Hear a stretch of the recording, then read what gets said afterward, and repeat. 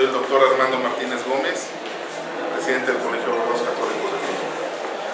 Quiero, en primer lugar, presentarles la sentencia que dictó el día de ayer la Suprema Corte de Justicia de la Nación y precisar, sobre todo, que algunos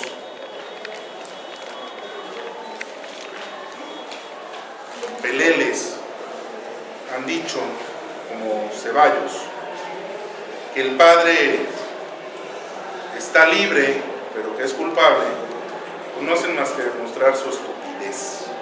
Y Julio Ceballos es un estúpido al afirmar eso. Y les voy a decir por qué. Dice el amparo directo 78/2012, en la foja 170, en conclusión del estudio de fondo contenido en la presente sentencia, se advierte una notoria insuficiencia probatoria aunado a una indebida valoración de los elementos de convicción, por lo cual no es posible tener por acreditada la responsabilidad penal de José Carlos Contreras Rodríguez en la comisión de los delitos de homicidio calificado y violación por los que fue acusado, por lo que en aras de una justicia expedita y completa, con fundamento en el artículo 80 de la Ley de Amparo, lo que procede es conceder el amparo y protección de la justicia federal en forma lisa y llana, para el efecto de que éste, es decir, José Carlos, sea absuelto en esta causa y puesto en inmediata y absoluta libertad. Cabe señalarse que esta Suprema Corte de Justicia de la Nación ha sostenido de forma reiterada que en un juicio de amparo directo, ante la grave afectación a los derechos de la defensa adecuada, debido proceso y presunción de inocencia, los efectos restitutorios no pueden consistir en otros que no sean la libertad inmediata y absoluta del procesado. Los amparos directos en los cuales este alto tribunal ha ordenado la libertad del quejoso en cuestión son los registrados con las claves de expedientes 4, 5, 6, 7, 8, 10, 14, 22 del 2010, 14 del 2011, 4 y 5 del 2012. Por lo antes expuesto, esta primera sala de la Suprema Corte de la Justicia de la Nación resuelve que la justicia de la Unión ampara y protege a José Carlos Contreras Rodríguez en contra de la autoridad de actos precisados y que se notifique. Es lo que establece la Suprema Corte de Justicia de la Nación. Por lo tanto, quede preciso y claro, José Carlos Contreras Rodríguez ha sido absuelto de todo culpa, de toda infamia, de toda perversidad. Y exigimos una disculpa pública, ya lo dije ayer, y lo vuelvo a decir el día de hoy. El gobernador Fernando Toranzo acusó a los salesianos de querer torcer la ley. El gobernador Fernando Toranzo no ha hecho que Cándido Ochoa rinda cuentas por el grave suceso que hizo contra José Carlos Contreras Rodríguez. Y deben, al menos, si tienen vergüenza, disculparse públicamente con la institución, con los salesianos y, en primerísimo término, con José Carlos Contreras Rodríguez. Segundo lugar, hemos exigido en reiteradas ocasiones en este colegio salesiano. Lo exigimos cuando tomamos la defensa del padre José Carlos. Lo exigimos públicamente, que se hiciera una línea de investigación paralela de la que ya tenían ellos muy segura, para dar con el verdadero homicida y violador de nuestra alumna Itzachel Chantal González. Es justicia que tiene que darse en el estado de San Luis Potosí y tiene que llegarse a la verdad de los hechos. Es todo y estamos a sus órdenes para cualquier pregunta. El presunto homicida el violador de Chantal es salesiano? Desde luego que no. Y le toca a la Procuraduría, y estamos tarde ya, después de esta resolución. No hemos escuchado un solo pronunciamiento del gobernador ni del procurador. ¿Qué van a hacer ante esta cuestión de una absolución? No está saliendo por la rayita, no está corriendo. Como se los dijimos, José Carlos Contreras Rodríguez está presente en San Luis Potosí, presente en el Colegio Salesiano, donde recibió todas las infamias y el poder del Estado para incriminarlo por prebendas políticas, y aquí está, dando la cara, limpio de toda culpa. El responsable de Ixachel, Chantal, hay más de 15 testimonios, según consta en esta sentencia de la Suprema Corte de Justicia de la Nación, que no fueron valorados, en donde se vio a dos personas cuyos retratos hablados están plenamente identificados. El diario El Pulso de esta ciudad los ha publicado. Así es que, señores, están los indicios, está la investigación, está la averiguación. Es cuestión de que la Procuraduría del Estado deje de inculpar a inocentes y dejen en paz de una vez por todas al Instituto Salesiano. ¿La defensa tiene los nombres de los presuntos culpables? No le toca a la defensa, porque la defensa simplemente hacemos eso. Pedimos coadyuvar con el Ministerio Público y que se hiciera una línea de investigación, lo cual no fue aceptado, y esperamos que se encamine ahí. Pero eso es un trabajo del Estado. Si no fue una... De que se ejerció presión en el Supremo Tribunal desde parte de la Santa Sede, ¿qué opinión le merece? Es un onanismo místico de Ceballos el decir esto, porque la Suprema Corte de Justicia de la Nación solamente atrae aquellos casos cuya relevancia y trascendencia jurídica pueden tener un impacto para el país. El padre José Carlos, desde la prisión, escribió una carta al máximo tribunal pidiendo que se analizara su caso. El máximo tribunal revisó el caso, y la ministra Olga Sánchez Cordero de García Villegas, al ver el cúmulo de anomalías, propuso ante la Suprema Corte que se estudiara si este caso era relevante y trascendente. La primera resolución que hubo sobre el caso que fuera relevante y trascendente tuvo verificativo en septiembre del año pasado, en donde en una sesión de la primera sala de la Corte se analizó y se vio que había graves violaciones, como lo ha dicho esta sentencia, en el derecho de presunción de inocencia, en la cuestión de las pruebas, y sobre todo en una adecuada defensa que no tuvo el padre José Carlos en los primeros momentos. Al ver esas gravísimas violaciones, como varios casos que ha habido en la Corte, como están estos citados, que son precedentes de graves violaciones a derechos humanos, la Corte es que decide después atraer el asunto y lo pasa a estudio de otro ministro. Ya intervino un ministro y 5 ministros para decidir si lo llevaban. Después intervino un ministro y otros ministros para decidir si lo llevaban el caso a la Suprema Corte de Justicia de la Nación, y la Corte decidió atraer el caso. Si la Corte hiciera lo que quiere la Iglesia Católica, como en este caso se dice, bueno, pues el aborto no sería legal en el país, el matrimonio de personas del mismo sexo no sería legal.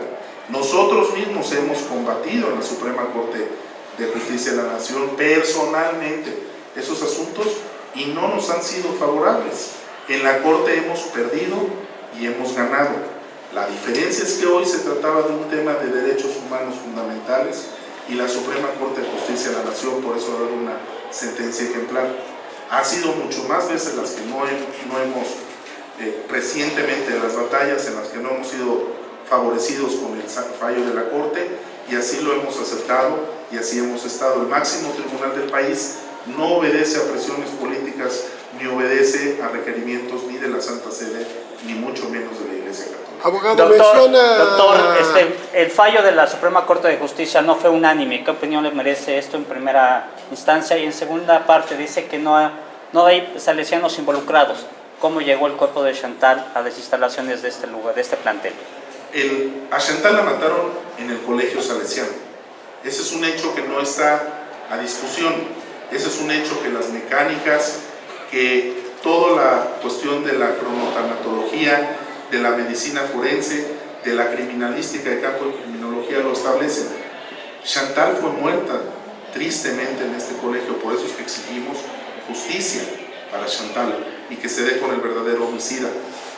Pero también el tiempo en el que pudo haber sido muerta Chantal, y lo dice la sentencia de la Corte, lo dicen los distintos peritos, no es el que se establecía para hacer que Galvina, la guardia pagada por las fuerzas oscuras, para de pronto acordarse de los tiempos y demás, es el tiempo que ella decía que era establecer únicamente que en 19 minutos se hubiera sido muerta, llevada al salón de usos múltiples, etc. Entonces, Chantal fue muerta aquí. La cuestión es que queremos saber quién lo hizo, cómo lo hizo y por qué lo hizo. Eso no lo negamos, pero lo que sí negamos es que haya habido la participación de cualquiera de los sacerdotes salesianos que había en ese lugar, porque estos hombres son gente de bien y gente que está dedicada al trabajo de los jóvenes, como se ha demostrado esta mañana en la misa y como hemos demostrado aquí ahora. Padre Juan Carlos, ¿usted qué recuerda de ese día precisamente? A 4 años de distancia. Ese día, ¿qué recuerda usted? ¿En qué sentido? ¿Qué recuerda de ese día, de ese fin de semana? Nomás recordar que el lunes apareció esa noticia. ¿El fin de semana no recuerda nada? No. Lamentablemente apareció esa noticia de la muerte de esta muchacha. El fin de semana para usted no representa nada. ¿Cuáles eran sus actividades cotidianas durante los fines de semana? Todos están ahí en el expediente. ¿No la recuerda? Sí, sí lo recuerdo.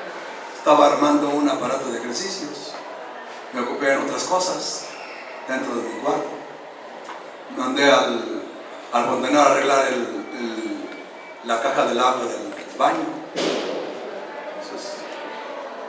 ¿Algo más que usted recuerde, que usted pueda decir a 4 años de distancia, de reflexión, 4 años que tal vez estuvo en la cárcel? La reflexión es que este asesinato pues, no quede impune, que no se quede nuevamente ahí perdida la verdad, sino que se llegue a la verdad y se le haga justicia a Chantal. Para regresar al Salesiano a impartir clases. Yo creo que tengo que depender de mis superiores, a ver qué es lo que determina. ¿Había temor de que hubiera salido de niños por temor? En un principio pensé que hubiera habido alguna baja, pero no, se mantuvo y sigue creciendo el colegio. Padre, en su momento habló acerca de la situación en el penal de La Pila. A usted le tocaron varios sucesos, sobre todo al principio de este año. ¿Nos puede comentar un poquito? Fueron 4 años, los guardias que estuvieron ahí, los custodios que estuvieron ahí, me comentan, tuviste los 4 años más difíciles, donde había motines y antimotines, muertos, y la última pues que trascendió fronteras fue la muerte de por ahí del 27 por finales del mes de abril, muy triste. Y nosotros pues, no teníamos acceso a esos lugares porque hay un lugar propio para los de la tercera edad, módulo geriátrico, de un total de 33 personas. Pero sí se veía el corredero de gente cuando había todo ese movimiento a través de las ventanas. Y a ver, pues llegaban también a través del aire llegaban los gases lacrimógenos. O sea, es algo como una locura estar viviendo en ese lugar. ¿Las condiciones son las adecuadas en el plan? Me parece que allí es el lugar donde estoy, está bastante bien. Tiene cama, tiene colchón, lo que otros dormitorios es el cemento y una cobija como que te sirva de colchón. Para los demás reos, los reos que se acercaban a usted, que le comentaban acerca de las condiciones en las que viven en el mundo. Pues eso ya le corresponde a los encargados. Yo la verdad no conozco ni siquiera ni un dormitorio y cómo es cada dormitorio, donde viven varias personas. Eso es hasta hacinados ahí. ¿Usted desearía regresar aquí al Salesiano en capítulos Depende de cada de mis superiores. Pero como deseo personal. Ya no me corresponde. Siento que ya posiblemente mi etapa ya se terminó, pero eso depende de mis superiores. Abogado. Además de pedir la disculpa pública del gobernador, ¿se exigirá algún tipo de personalidad de los 24 años? Pues yo creo que sí, ¿verdad?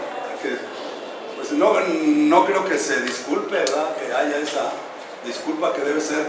pues se ha herido a toda una sociedad, ¿verdad?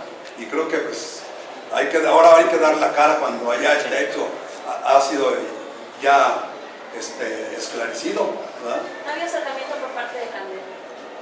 No. ¿Qué opinión le merece? No. Pues para mí todo mi respeto, como sacerdote, pues estamos llamados a perdonar, pero al mismo tiempo el llamar a perdonar de parte mía es también, esto no puede seguir así impune, tiene que hacerse justicia.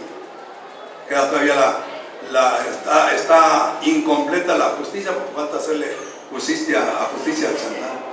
¿Qué mensaje enviaría a la familia de ella?